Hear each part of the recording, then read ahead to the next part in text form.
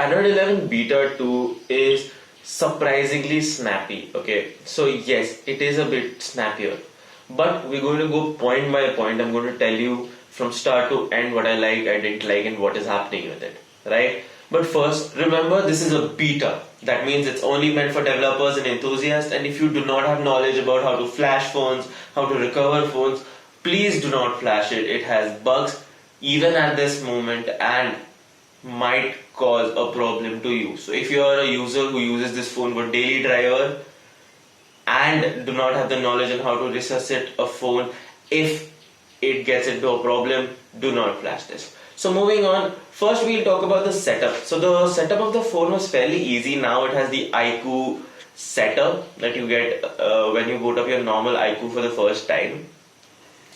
But with this setup there is an issue.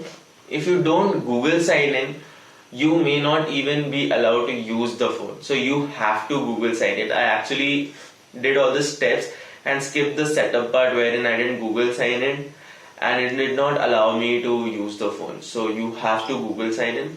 Once you sign in, you come to the launcher, you see that the icons are a bit more defined now and they're a bit more clearer. So I really like that. They are pretty clean and the launcher UI has become a bit more snappy. So I really like that. It's really smooth and powerful.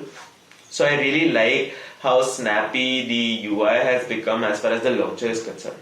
Now when you go to the quick settings toggle, you genuinely know that someone was trying to play around with it. Firstly, because there is this brightness indicator that now showcases you high power consumption. Secondly, the text is a bit weird. It's not that clean. So people are still trying to mess with the quick settings toggle, and I think it's to the good. I think they're trying to perfect their product, which I really like. Okay, something that actually does not work is the face unlock and fingerprint sensor. So the beta does not have working face unlock and fingerprint sensor. So remember that when you're using it, right? The iManager app UI has changed. As you can see now, it showcases a shield instead of the earlier UI, and when you press security detection, again the UI has changed there. It looks a bit more appreciable, it looks a bit more clean and modern. So I really like that. Very nice, very cool, right? And even when you click on the optimization, one-touch optimization button, it is a cool animation, and later it just shows you the numbers. So that is pretty cool. If you had observed in the whole video, you'll realize that the battery alignment is wrong in the status bar. So that's something. But as you can see, VO Wi-Fi is running. Alright. So next, when we move to the music app, here the text seem a much more clearer and cleaner compared to the music app that currently is there. So the clean text is something that I think improved. It improves user readability, so that's really good, right? And of the things that are actually working are the dynamic effects. So the ambient light effect is actually working and has some pretty cool colors too. So that's pretty cool. But other than that, everything is the same. Always on display does work, but it's a hit and a miss. And you do not have the full range of features that your Iqoo 3 normally has. For example, the gaming mode, the special vibration effect, the hi-fi mode. There's no hi-fi mode on the beta version. Okay, so the beta 2 version does not have the hi-fi effect. The game mode is there, right? But I'm not really sure how much it does operate well.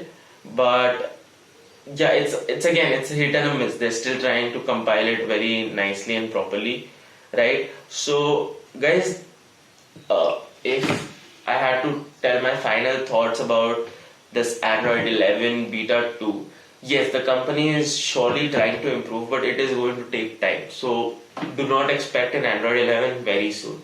This is being done so that they are also at par with the other companies that are coming out with betas, right? They have given you a proof of concept that yeah, the beta is there, we are actually working on it for you, so you do not need to worry about it. But it is not something that you can use as a daily driver. It does have bugs. It has certain times where it just freezes. My WhatsApp message backup would not load, right? So there are so many issues that need to be countered. Yeah, there's one more thing that I forgot. The weather app is now changed and it is much more cleaner, right? But other than that, the main things are hit and a miss, and they do not work that well. So you need to kind of understand that the beta still needs a lot of work. It is clean, it is snappy, but it is not something a daily user can use.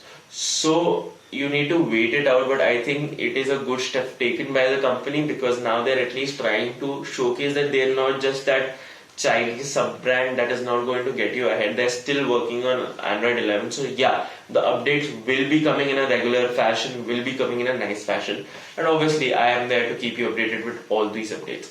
But if you are a daily user, I don't think this beta is for you. If you just want to experience, there's a guide that I will attach down below in the description for you to follow. But remember, a lot of people are also facing issues where they can't go back and they have to go to the service center. So do remember that. Alright guys, that's all for this video guys. Thank you so much. Bye bye.